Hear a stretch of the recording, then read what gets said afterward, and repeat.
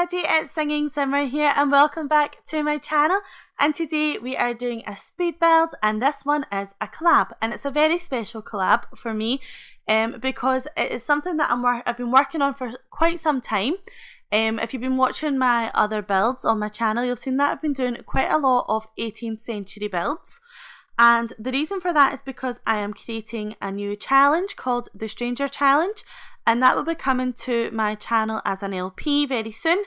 And yeah, so I decided that, well, as part of it, I'm rebuilding Brindleton Bay, and I really want it to have a very 18th century Scottish vibe to it. I want every lot to be 18th century basically. And so I decided that it'd be a really fun idea to open this project up and get a collab going. I really enjoy working with other people and with other simmers in this collab, not in this collab, just on my channel in general. And you'll see that I actually do quite a lot of collabs. I really enjoy doing it, and it's a great way to meet new people and new simmers to work with basically. So as I said, I put a little message out on Twitter and on my most recent video to get people interested, and yeah, so I managed to get quite a few people involved, and it's been really fun working with them. And I'm going to introduce everybody for this collab. So we have Neoclassical Social, who is building a tavern, which is really gorgeous. We have Kabuna Sims, also known as Dala, who is building a coffee shop, and she'll also be building a little home for some of the characters in the collab, but I don't know if that video will be out yet. We have Lost and Sophie, who has made a beautiful marketplace so that your Sims have somewhere beautiful to go and visit. And we have TexasTwangTonya, which is a bit of a mouthful to say, who has made a lovely garden park, which is absolutely stunning. And we have Hell Bunny 123, who has made a beautiful village, which has a couple of little homes in it and some stables, which is amazing. And then we have Sprinkle Sims, who has made a home for some of the characters in the LP. And Sprinkle Sims doesn't have a YouTube channel, so what I'm going to do is at the end of my video, if you stick around, there will be some screenshots of her builds that you can check out, and they're absolutely beautiful. But yeah, they will be at the very end after the screenshots for my build. Then you'll see hers, and you should stick around for it because they're absolutely amazing. It's such a cute little home and I really love it. And I've just been so happy with everybody's contribution to this. Like, everyone has done an amazing job. It's been so fun working with them. They're just a lovely bunch of people. And yeah, so you should definitely check out all their videos. I will be linking all their YouTube channels in the description as well, and I'll also have Sprinkle Sims origin ID and her Twitter handle as well, so you can go and check her out. So yeah guys, this build, now as I said, I have been doing a lot of 18th century builds, and if you have watched them, you'll realise that this build is nothing like the other ones. The other ones were like kind of little small, simple, almost kind of farmhouses, like country houses, whereas this one is really quite large and over the top.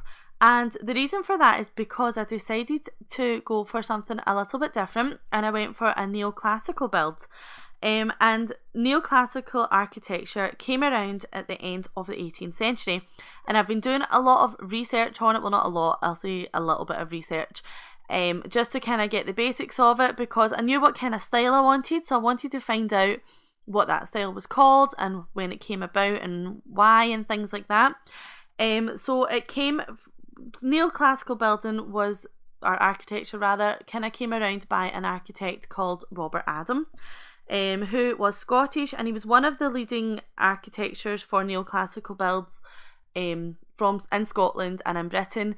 He was definitely one of the leaders in that kind of industry, and yeah, he had builds or designs all over Britain and even in parts of Europe and North America, and it's actually got me quite interested because I wouldn't say I was a patriotic person at all really, but when I read things like that about Scottish people making an influence even back then throughout the world, when Scotland was such a small, underrated country, it still is now, but getting that little dig in there, but yeah, so it makes me quite proud to kind of think of people from the past making that sort of difference. So yeah, and so he built this, he did a design for a kind of complex, or not really a complex, like an area in Edinburgh, and you can see neoclassical builds in Edinburgh Newtown. They're all over the place there, and that's kind of where they were mostly built. I would maybe say from the research I've made, I don't know, I could be making 100 bajillion mistakes here, which I probably am. But yeah, one of the builds which I was heavily inspired by was one in a place called Charlotte Square. Oh my god, Charlotte Square. And as I said, that was designed by Robert Adam. So yeah, but unfortunately Robert Adam actually died a year into the build of this kind of design. And when this design was being built, he died about a year into it, which is a bit of a shame. They didn't get to see it all completed, but it was a beautiful design, and yeah, so I took inspiration from that, and also took some inspiration from some of the other builds, neoclassical builds that are around Scotland. One of them is now known as the Gallery of Modern Art, and that is in Royal Exchange Square in Glasgow. And it's one of my favourite places in Glasgow city centre. Like, it's kind of off the main area, so like Glasgow city centre has like where all your shops are. They have like kind of like three main areas for that. You have like Argyle Street, Buchanan Galleries or Buchanan Street, and Sucky Hall Street. And so Royal Exchange Square is just off of Buchanan Street, and I don't know why I'm giving you like a tour of Glasgow, like a virtual speaking tour of Glasgow. That is not my intention right now, but yeah, it's off the kind of main bit is what I mean to say. And it's like a square that has, in the centre of it, it has the Royal Exchange, it has the Modern Art Gallery, or the Gallery of Modern Art, and it also has this big beautiful building. It used to be the Borders bookshop, but now it's like a restaurant and stuff. But and it's kind of surrounded by all these nice lovely looking shops and restaurants and clubs and things like that. But the actual build itself is absolutely stunning. And they also put these little like fairy lights, like twinkly fairy lights on at night time, which kind of covers the whole kind of walkway into the square. It's just absolutely gorgeous. It's just a really, really beautiful place. And I always tell people, when you go to Glasgow, look up. Don't look at eye level where you see all the kind of the high street shops and all the places like that. No one wants to be looking at a Primark and a Marks and Spencer's and an HMV and all that. Like, look up at the buildings, look up at the architecture and the gorgeous designs they've been lost. You know, when you look down, you're seeing all the shops, you're seeing hundreds of people, thousands of people, buses, everything. Like, it's not a nice place to look down at. And I always tell people that people like, Scotland's so beautiful. I'm like, it is if you know where to look. You know, obviously the countryside in Scotland is absolutely gorgeous. It's a really beautiful place, especially up north, up in the Highlands. It's really gorgeous. And then when you go into city centres, as I said, the buildings are stunning. Some of the most beautiful buildings in Britain, I'd say, but maybe I'm biased.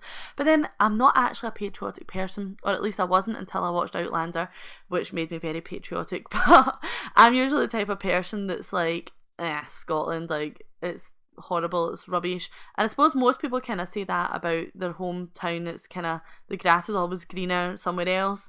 But recently I've actually been quite enjoying being Scottish and enjoying learning a little bit more about my heritage and about, well, although I'm I'm not half Italian, I'm like a quarter Italian maybe, so I've got Italian blood there as well, but I'm mostly Scottish, and I grew up in Scotland, and I probably will live in Scotland for the rest of my life. So yeah, it's good to know a little bit about your history, and I have been enjoying doing that. Some of it makes me angry, some of it makes me interested, some of it makes me proud, you know, but I suppose that's the same anywhere you go, or from wherever you are, you'll have history that conflicts and things like that. But anyway, but what was I saying? Oh yeah, I was talking about Royal Exchange Square. So yeah, I was saying about how beautiful it was, and this is one of the reasons why I have a love-hate relationship with Scottish people. Royal Exchange Square is a beautiful, beautiful place, and they have the statue outside of the art gallery, and I think it's of the Duke of Wellington. I'll need to double check that, but I'm sure it is, and I'll pop a little picture in a second to show you what I'm talking about. It has this nice statue out there outside this beautiful building, and he always has a traffic cone on his head. If you're from Scotland, you'll know exactly what I'm talking about, or if you've been to Scotland, and you've been to Glasgow city centre, you'll have seen this before. And he always has it, always, like it's never gone. I don't remember a time where that statue did not have a traffic cone on his head. And I mean, I don't know when it started, but anytime anybody like the police or the council or anyone takes it down, it just appears back there overnight or whatever. I've never seen them to put it up there, but I know it's always there.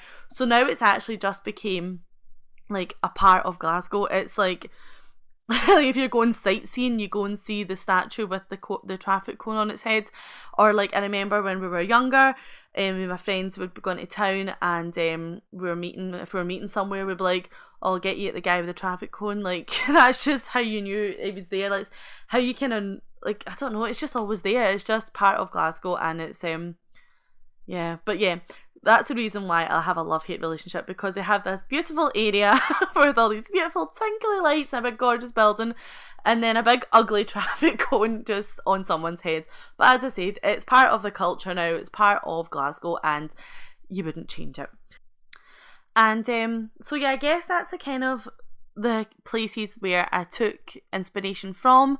But yeah, I think like neoclassical is very, well, to us in this modern day where we have so many different styles and architecture available to us, it looks very similar to the Palladian style, I think that's what it's called, which was kind of the style of houses and architecture that was most popular during that time. And something that Robert Adam wanted to do was kind of like reject that style and make his own style. But when you look at the styles now, they both look very similar in terms of having the pillars outside the front, and it kind of, I guess it takes so it was called neoclassical because I guess it takes inspiration from the classical designs from back then. Would have been like the Greek and the Roman styles, which had obviously the big beautiful pillars. So that was like new classical. It was like a what's that word? A revive. Never mind. You know what I mean? Like, it was bringing back. Oh my god, I'm such an idiot.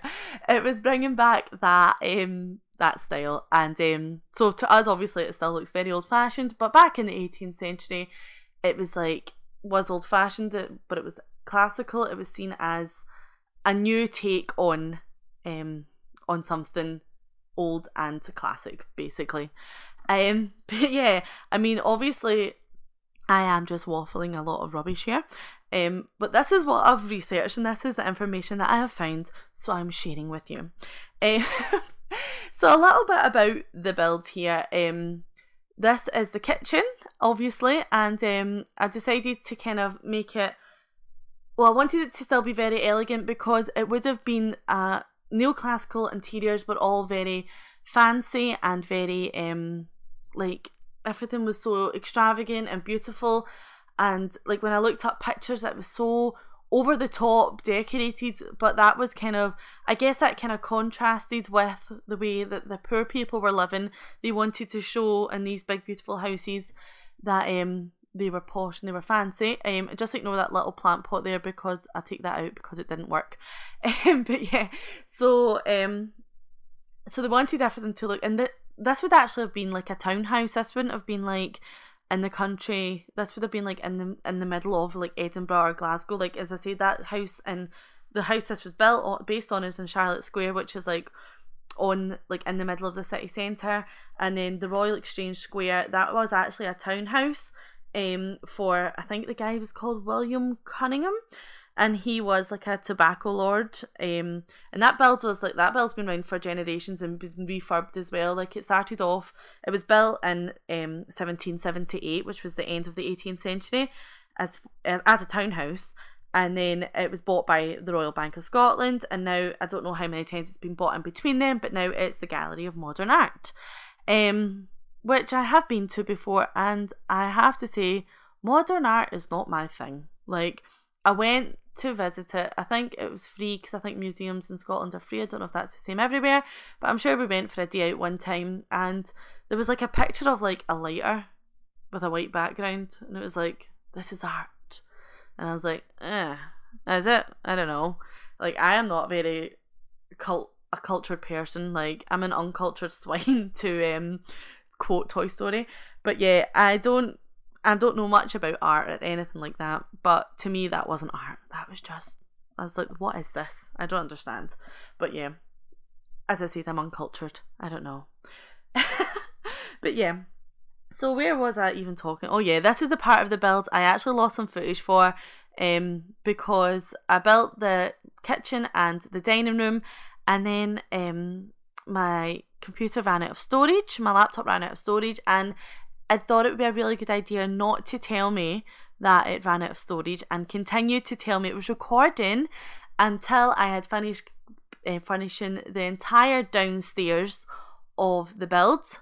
And then I turned it off to take a break and checked the recording and realised it stopped literally just after I finished the dining room. So that was nice. That was a nice surprise for me. So it does pick back up the stairs in the bathroom in a little second. But yeah, that was a bit annoying. So this build on the inside as well has this big, beautiful, grand entrance area, which actually goes up 3 floors.